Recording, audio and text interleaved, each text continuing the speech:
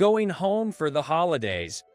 For some, it's a joyous occasion, while for others, it might be the gloomiest event of the year. For me, going home that year was a very depressing affair, but a certain event changed everything in an instant. One day, I marked a date on the August calendar and let out a small sigh. The summer holidays. It's time to travel with the family and visit family at home. My family has spent the last few years with just family, never going back to their respective parents' homes. But this year, we have plans to visit my in-laws. My wife definitely wanted to go home because it was the 1-year anniversary of her grandpa's death. You look so down. Lisa exclaimed, playfully tapping me on the back as I stood by the calendar. I was caught off guard and stumbled forward a bit. I frowned and shot her a glare, but Lisa just chuckled heartily. Despite her own reluctance to go home, yet she was able to laugh it off, which is something I respect. Once her laughter subsided, Lisa gave a small shrug. I'm sorry, if you don't want to go, you don't have to. She said, "No, I'd like to pay my respects to the man who cared for you," I replied. Hearing that, she gave a slight nod. From behind us, we could hear the sounds of our kids starting to bicker. Lisa turned around and hurriedly walked towards them. I watched her receding figure. Several years had passed since we got married. Both Lisa and I had initially visited our each home during the first couple of years, but recently, we hadn't even gone for Christmas. The reason is that my Phil and Bill dislike me. I don't remember doing anything to make them hate me. It is all because of my educational background. When I first met them before marrying Lisa, their attitude changed the moment they found out I am a high school degree. No matter how much Lisa tried to convince them, her father would just shout, telling her to break up with a man who only had a high school diploma. Lisa married me despite her father's opposition. From that point, it seems like her father started to despise me even more. I started working when I was 19. Soon after starting college, my mom fell ill. She had heart disease. My mom had divorced soon after giving birth to my younger bro and sis and lost touch with our dad. To support the three of us, she worked tirelessly day and night. Perhaps all that hard work took a toll on her health. She didn't have any relatives she could rely on. Though we had some savings, it wasn't enough to support my siblings. So, I started working part-time while still attending college. But that soon became too much, and I had to leave college and start working full-time. I was hired by a cleaning company. I worked hard as a janitor with the adults. My mom was very worried about my struggles as a high school graduate. Even though she must have been suffering from her treatment, she encouraged me, saying, "There must be someone watching you, so keep doing your best." Around that time, she grew thinner by the day. I wished she would worry about herself more. Even when we finally managed to stabilize our lives, she passed away when I was 20. After her passing, I continued working at the cleaning company to support my bro and sis. That's where I met Lisa. She was handling the office work for the cleaning company. Her parents owned a factory that had business dealings with our cleaning company, and she got the job through that connection. When I went to the headquarters for training, I got to know her due to a certain incident. We hit it off and started dating soon after. Back then, I was working hard for my mom, and Lisa became my rock. She was by my side, comforting me when my mother passed away, making her one of the people I owe the most in life. Later, we got married, and now, surrounded by our 2 kids, we live a happy life.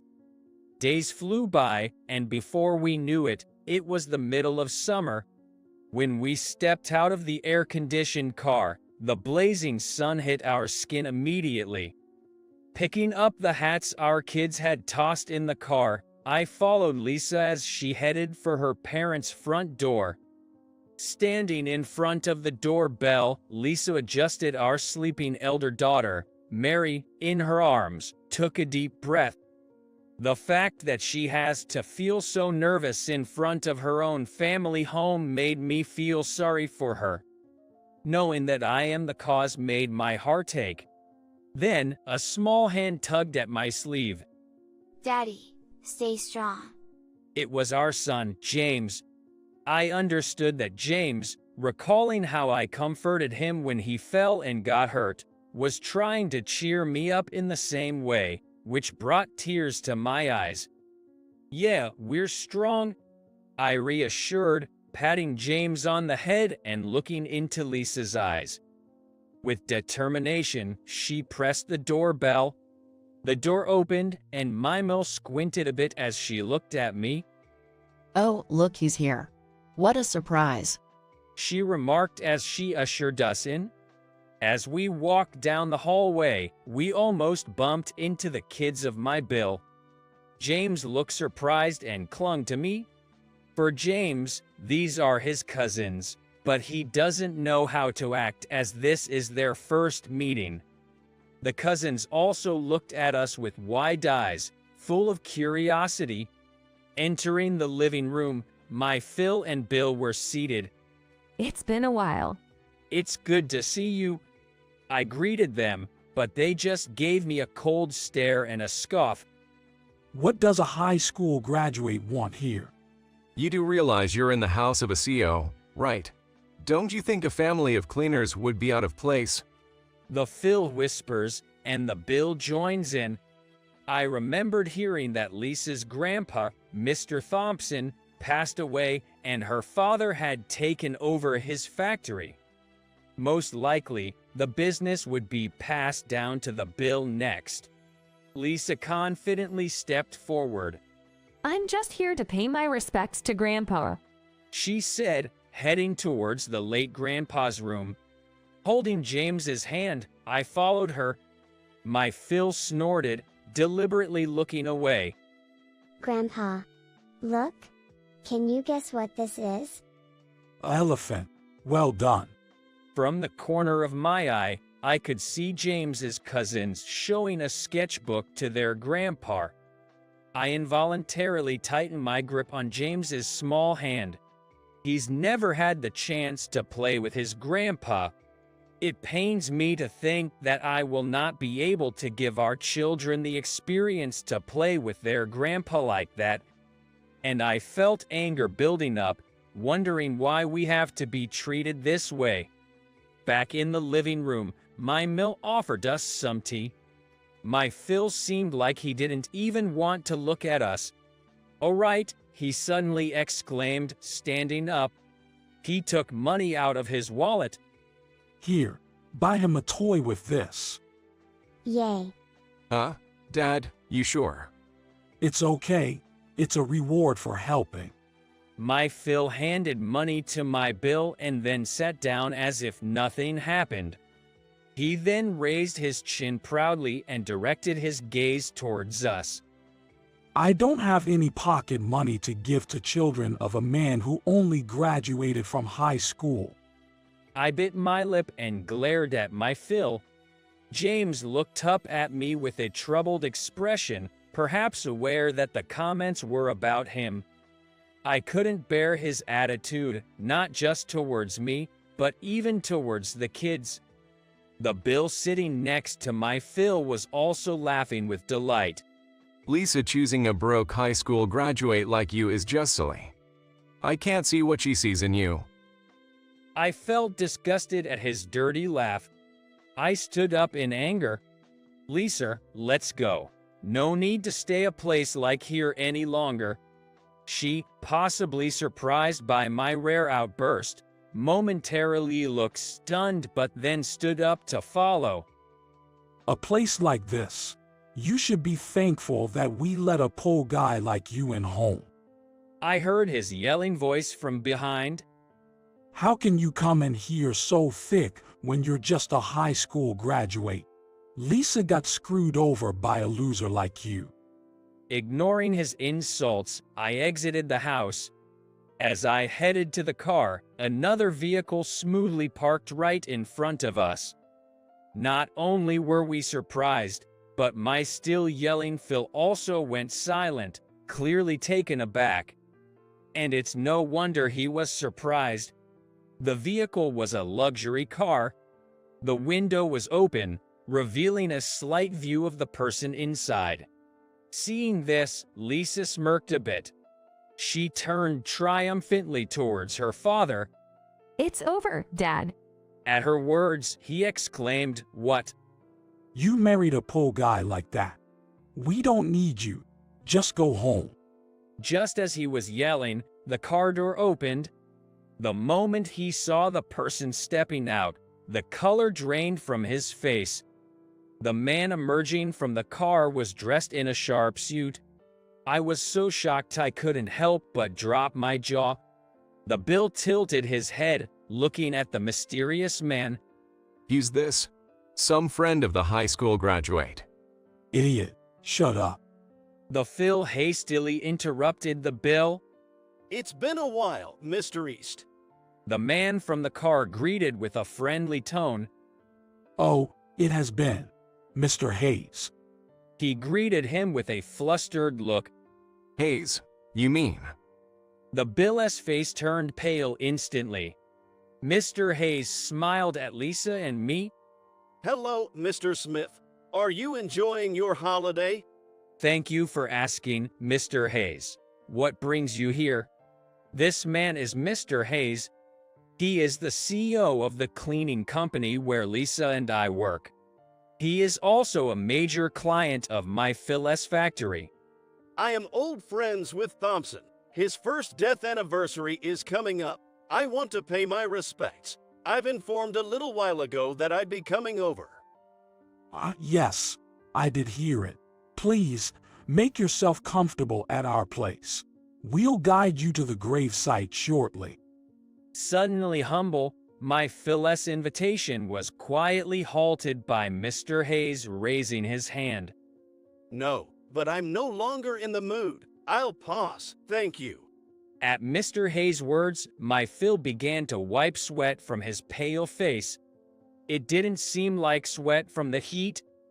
Well, it's quite hot here though. It is indeed hot, but it looked like you all were quite rude to my benefactor. Frankly, I'm not eager to enter such a home. Mr. Hayes was smiling, but there was an imposing aura around him. Even though I wasn't directly in front of him, I involuntarily straightened up. I treated your benefactor poorly. He seems utterly clueless.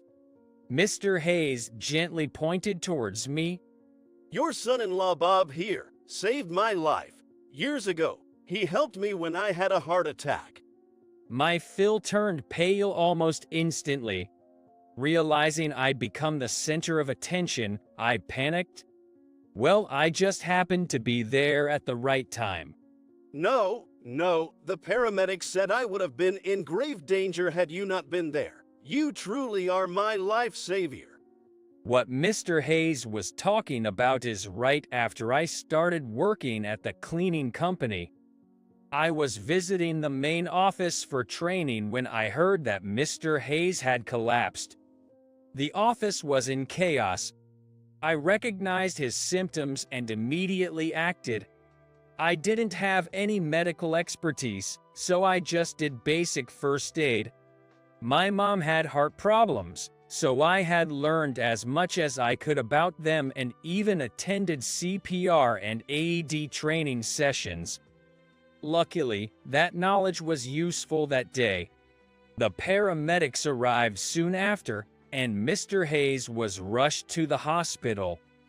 Later, he recovered completely, He was very grateful to me and still looks out for me, even though I'm just an ordinary employee. When my mom passed away, he was genuinely concerned for me. He still checks in on me from time to time. Mr. Hayes sighed softly. My life savior and Mr. Thompson's granddaughter.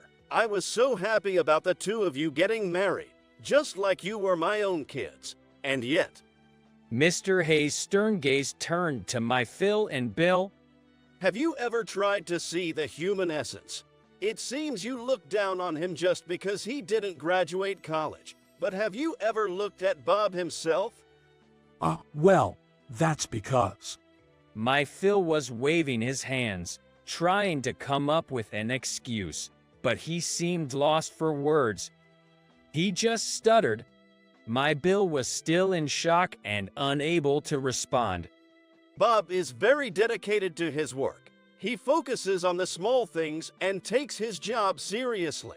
It seems you never tried to see that. I'm really disappointed. With that, he turned on his heel and began to walk back to his luxury car. I quickly called out to him, "Mr. Hayes, we're about to visit Mr. Thompson's grave. Would you like to join us?" Mr. Hayes looked at me, his expression softening. Oh, I'd appreciate that. Thank you.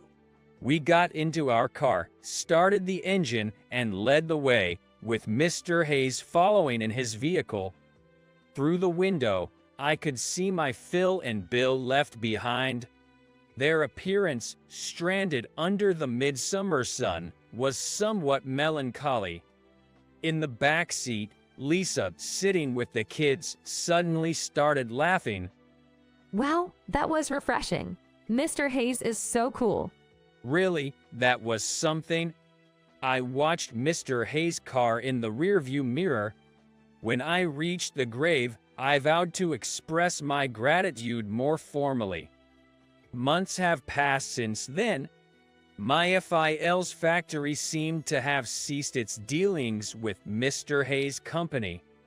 Having lost their biggest client, I heard his business is struggling. I've secured a promotion at my job and things are going smoothly.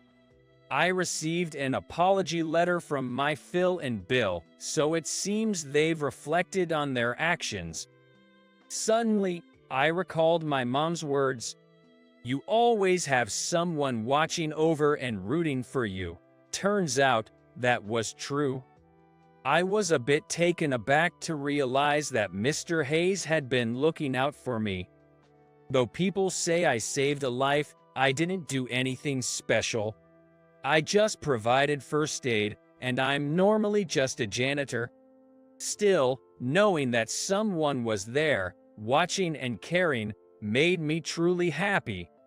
When I told this to Lisa, holding Mary, she teasingly laughed and said, "Oh, I'm right here watching you all the time and I get nothing." That's right. Lisa, James, and Mary are all watching over me. I have to keep pushing forward. Looking up at the sky, I hope that up there, my mother can see that we're all doing well,